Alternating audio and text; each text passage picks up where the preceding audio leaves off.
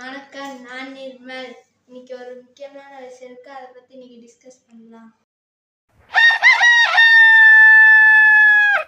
உங்க ஸ்கூல்ல எப்படி இது வரைக்கும் உக்காந்துருக்கீங்க? வரிசையா 1 2 3ன்னு வரிசையா உட்காந்துருக்கீங்க. இடையில கொஞ்சம் சீட்டு கேப் இருக்கும், அப்படித்தானே? சரி, அது வந்துக்கிட்டு எப்படி உங்களுக்கு வசதியாக இருக்குமா? வளர்த்தியானவங்க 4 பேர்த்த கொண்டு வந்து முன்னாடி உட்கார வச்சிட்டாங்கன்னு வச்சுக்கோ, குட்டை குட்டை பசங்களாம் பின்னாடி சீட்டில் போட்டோம்னா எப்படா நல்லா இருக்குமா? அவங்கெல்லாம் என்ன பண்ணுவாங்க, மறைஞ்சிருவாங்க. சரியா? அப்போ அந்த வசதியான முறை வந்துக்கிட்டு அதில் கிடையாது. அப்போது சின்ன சின்ன பசங்களெல்லாம் முன்னாடி உட்கார வச்சுட்டு பெரிய பசங்களெல்லாம் பின்னாடி போட்டால் சாருக்கு அவங்க டிமிக்கி கொடுப்பாங்களா கொடுக்க மாட்டாங்களா? சொல்லு, நீ கிளாஸில் உட்காந்துருக்கேன் தானே? டிமிக்கி கொடுப்பாங்கல்ல. நீ எத்தனாவது சீட்டில் உட்காந்துருக்க? 4வது. நீ ஏன் 4வது சீட்டுக்கு போயிட்டியா? அப்போ எல்லா பேருமே டிமிக்கி கொடுப்பாங்கிறது கட்டாயம் தெரிஞ்ச விஷயந்தான்.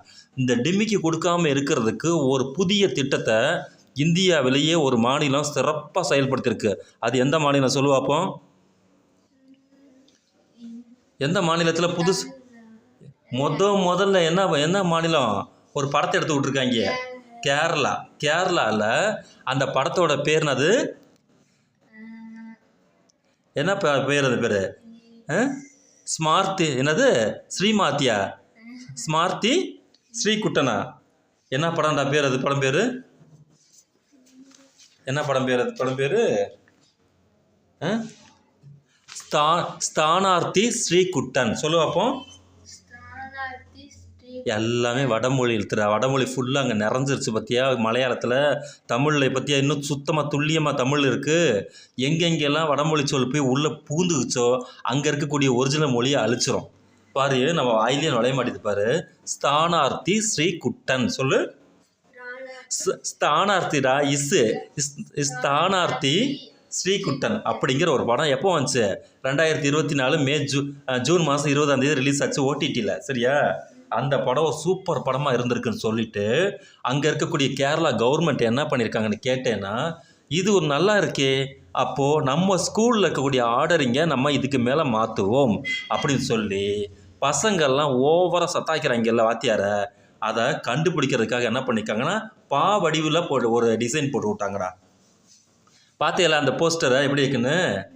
வடிவில் வச்சிட்டோம்னா எவனாவது ஏமாற்ற முடியுமா? வாத்தியாரை எவனாவது ஏமாற்ற முடியுமா? இதே மாதிரி மாற்றுத்திறனாளிகள் குழந்தை மாணவர்கள் இருக்காங்கல்ல, அவங்க எந்த இடத்துல உட்காந்தாலும் அவங்க படக்குன்னு எந்திரிச்சு சென்டரில் வர்றதுக்கு வாய்ப்பு இருக்கும்ல.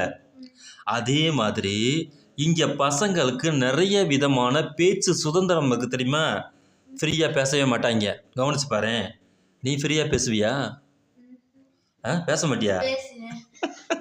ஏண்டா, நீ ஒரு யூடியூபரு, நீ பெரிய யூடியூபர் ஆகிட்ட பேச மாட்டேங்கிற. உனக்கு ஊர்பட்ட பேர் சப்ஸ்கிரைப் பண்ணுறாங்க. அப்போது இன்னும் கொஞ்சம் முன்னாடி நிமிர்ந்து உட்காரு.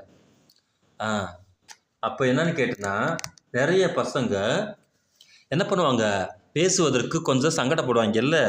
இவங்க எல்லாத்தையும் மனசில் வச்சு தான் இந்த ஸ்தானார்த்தி ஸ்ரீகுட்டங்கிற ஒரு படத்தை எடுத்தாங்க. அந்த படம் பயங்கரமான ஹிட் ஆயிடுச்சுடா கேரளாவில். கேரளாவில் ஹிட் ஆகவும் முதலமைச்சர் இருக்கார்ல, கேரளா முதலமைச்சர் பேர் என்னடா? பினராயி விஜயன். சரியா? தமிழ்நாடு முதலமைச்சர் பேர் என்னது? அவங்க இருக்கக்கூடிய கேரளா முதலமைச்சர் பேர் என்னது? பினராயி விஜயன். அவர்கிட்ட இந்த கவனம் போகவும் அப்போது இனிமேல் ஸ்கூலிங் ஆர்டர் எல்லாத்தையுமே மாற்றுங்க அப்படின்னு சொல்லிட்டாங்க. கேரளா ஸ்கூலில் இருக்கக்கூடிய ஸ்டூடெண்ட்ஸ் இருக்காங்க தெரியுமா, இனிமேல் பாவடியில் தான் உட்காந்துருப்பாங்க. ரைட்டா? எவனும் ஏமாற்ற முடியாது, எவனும் ஒழிக்க முடியாது. பாடம் நடத்தினா கரெக்டாக எல்லாத்தையும் கூர்மையாக கவனிக்கக்கூடிய அளவுக்கான வசதி அந்த பானா வடிவத்தில் வந்துருச்சு. சரியா? இது சரியாக இருக்குது, சூப்பராக இருக்குன்னு சொல்லி இந்தியாவில் 2 மாநிலம் அதை வந்துக்கிட்டு இம்ப்ளிமெண்ட் பண்ண வந்துட்டாங்க. அமல்படுத்துகிறோம் நாங்களும் அப்படின்னு சொல்லிட்டு. அது எந்த மாநிலம்? 2 மாநிலம். சொல்லுவாப்போ. எந்த மாநிலம்?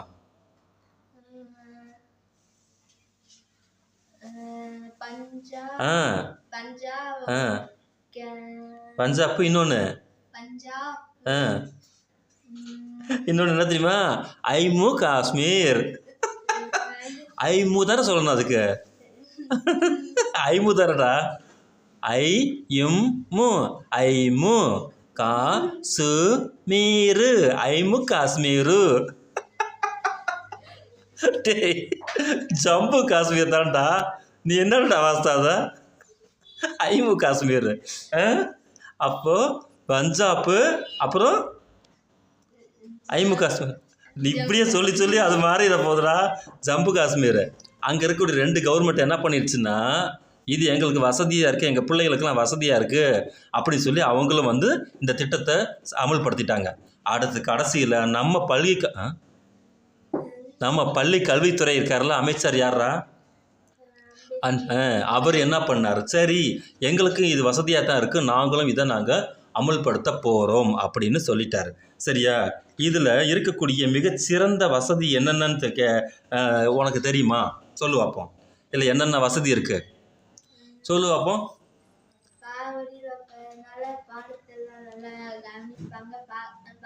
ஆமாம், ரொம்ப அப்படியே இன்னும் இப்போ இல்லைன்னா பாடத்தை அப்படியே அப்படியே கிழிச்சு அப்படியே நான் கேப்பை நட்டுப்பிடுவீங்க.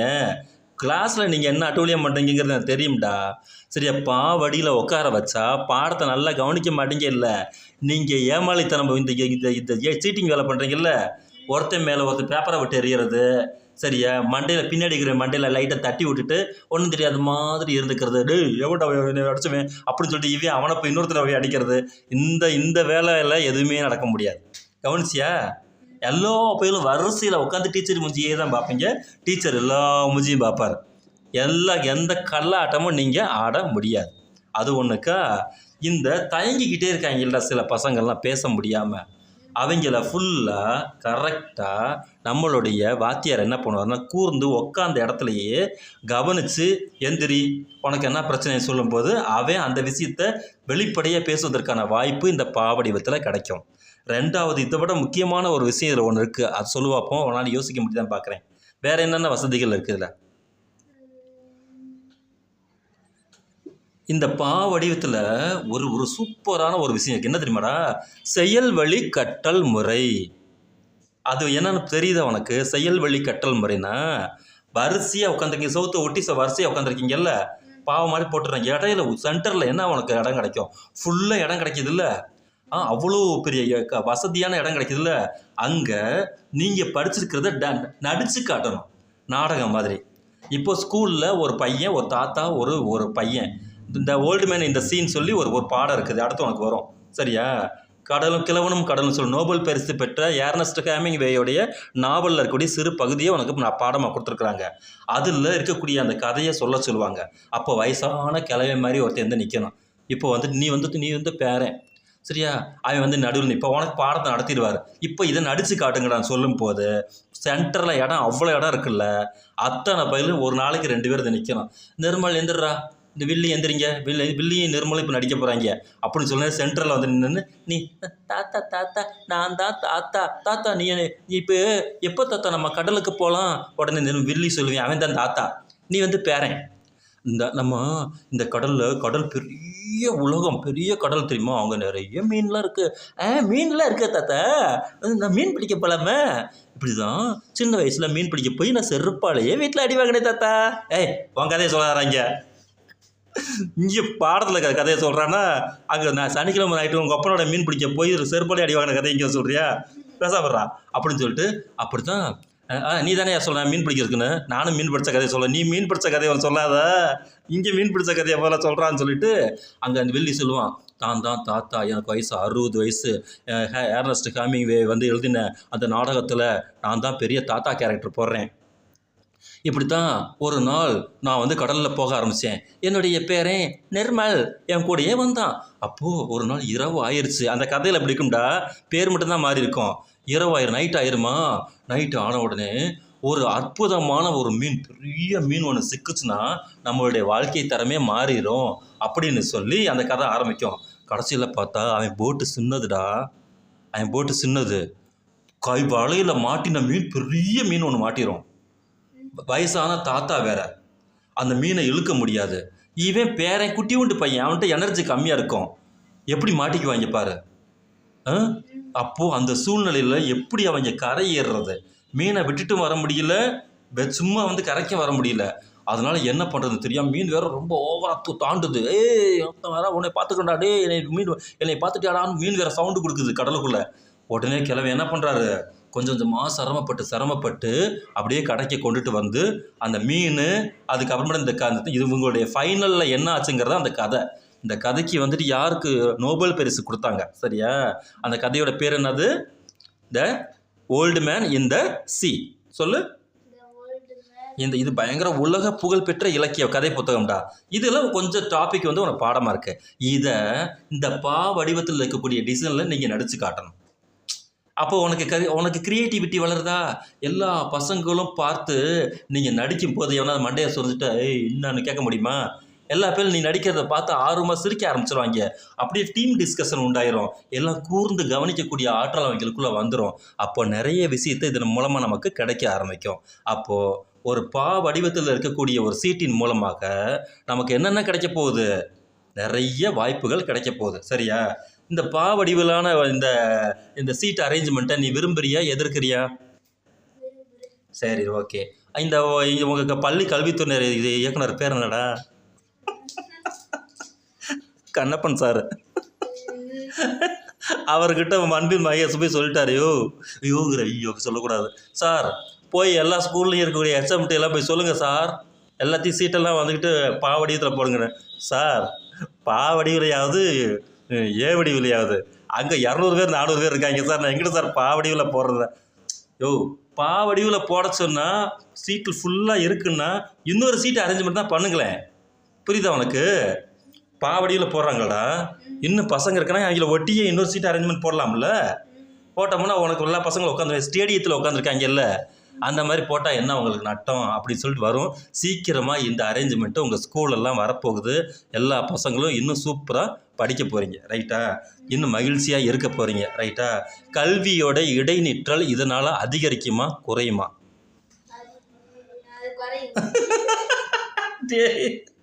நல்லா தான்டா கவனிக்கிற நீயும் சரியா?